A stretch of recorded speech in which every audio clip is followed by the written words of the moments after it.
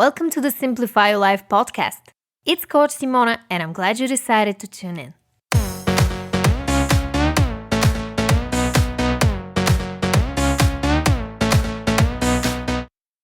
Hey everyone! In today's podcast episode, we're going to talk about how to overcome self-doubt, and I'm going to share with you 5 tips on how to stop doubting yourself and take your power back. If you're new here, welcome.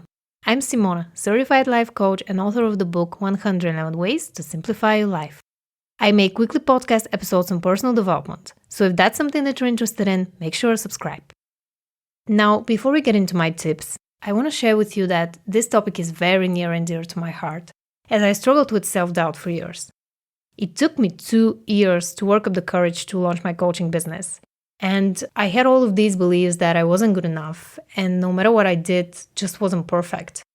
So I pushed myself way too hard at times to the point of burning out. Why am I telling you all of this? Because I know that overcoming self-doubt is not a walk in the park. It takes commitment and a lot of resilience. But the good news is you're already aware of the problem, which is actually half the battle. Now here's the harsh truth. When you're doubting yourself for whatever reason, you're not showing up as your most authentic self. You're probably not giving yourself permission to step into your true power. You're keeping yourself in a box due to all the false beliefs and limitations taught by society. And you may feel like you need constant reassurance from the outside world to start believing in yourself. Doubting yourself shows a lack of self-trust, meaning you either don't trust your skills and abilities or you don't trust yourself to do the work. Now let's move on to my first tip on how to overcome self-doubt. Stop comparing yourself to others. Let's be real here. We've all done it, and we'll probably do it again, since it's actually part of the way we operate as human beings. Your ego's job is to keep you alive, and that includes assessing any signs of possible danger so you're safe and protected from harm. The tricky thing is that most of the time we run on autopilot, and we assign a different meaning to this primal survival instinct. We may hear our inner critic, which is this little voice in our heads that says something like, "You're not good enough. You will never achieve success. They are so much better than you." The important thing is to catch yourself every time you get into this negative loop and observe it from a distance.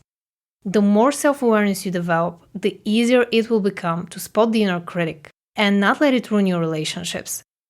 When you compare yourself to others, you're doing something very destructive.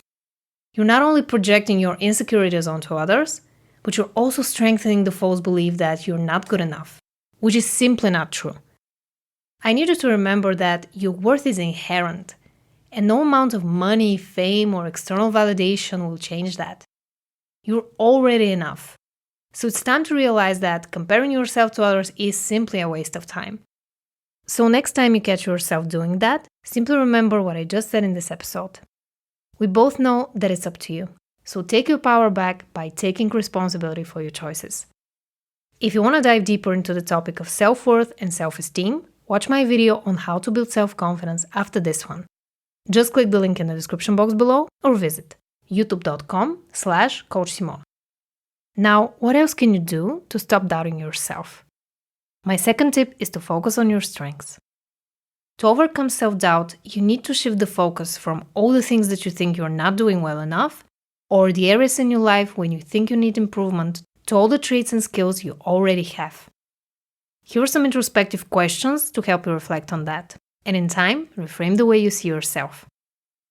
Number 1. What are the top 5 things that I like about myself? 2. Have I faced a difficult problem before and solved it on my own? What did I do? And how did I feel after I found the solution? 3. Do people come to me for advice, and how do I help them? And 4. What skills do I have, and how can I use them? These questions are just the tip of the iceberg, but I think they're a good start when it comes to focusing on your strengths instead of your weaknesses.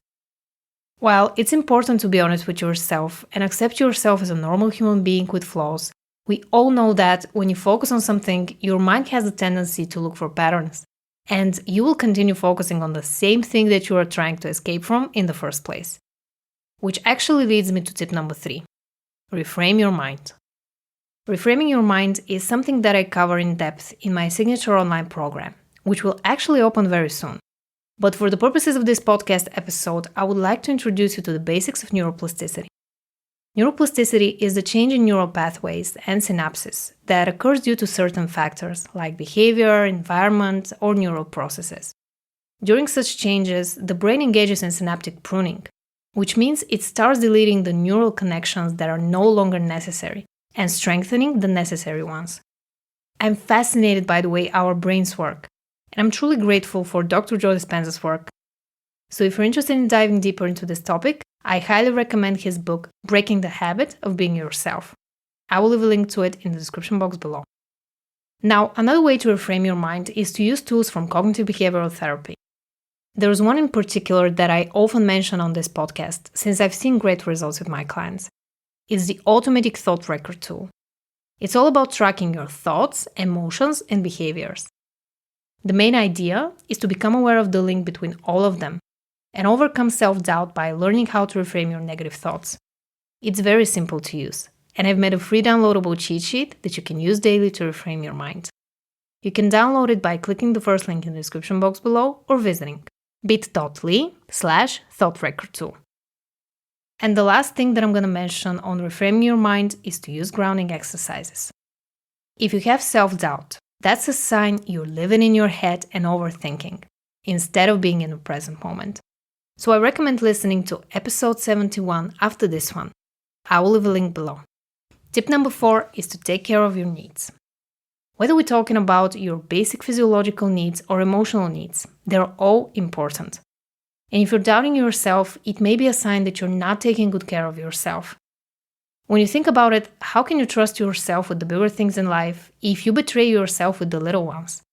It may be something as simple as drinking more water, or it may have something to do with not paying enough attention to your feelings.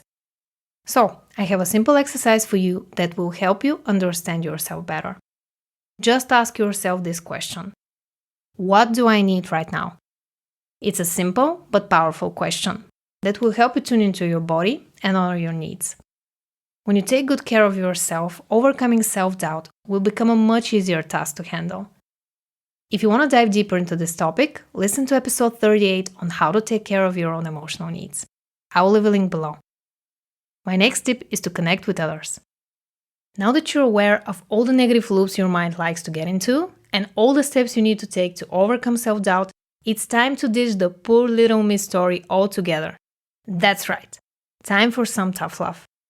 As someone who struggled with low self-esteem, I know how hard it can be to stop focusing on your flaws and actually remember that there are a lot of wonderful people out there that you can talk to. If you're constantly doubting yourself, that's a sign you're too invested in your own storyline, and you need to reach out and reconnect with others. Whether you're going to call a friend you haven't heard from in a while, do something kind for your partner or a roommate, or find a community of like-minded people online, it doesn't matter. As long as you shift your focus from how can I be better to how can I serve people. Our minds are tricky. We are wired to focus on all the things that we need to fix, all the ways in which we need to constantly improve, or think of all the possible scenarios before taking action. It's no surprise that you're doubting yourself, and I'm going to let you in on a little secret. We all do. The important thing is to not let your inner critic stop you from being your most beautiful, authentic self and show up as unapologetically you. That's one of the many things I teach in my signature online program for women. I'm so excited to share with you that enrollment starts very soon, and I will share with you more details in the upcoming podcast episodes, so stay tuned for that.